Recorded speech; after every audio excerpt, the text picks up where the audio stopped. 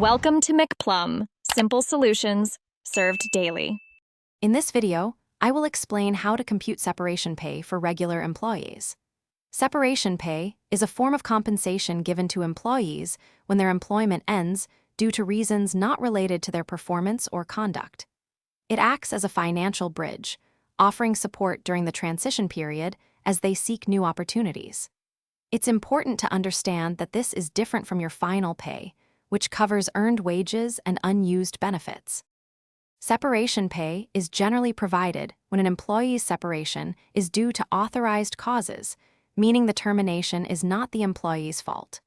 Common reasons include the installation of labor-saving devices, redundancy, or company downsizing. It can also be granted if a business closes or ceases operations, or if an employee suffers from a disease that prevents continued employment.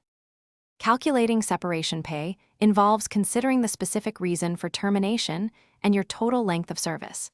For instance, in cases of redundancy or the installation of labor-saving devices, employees often receive 1 month's pay for every year of service.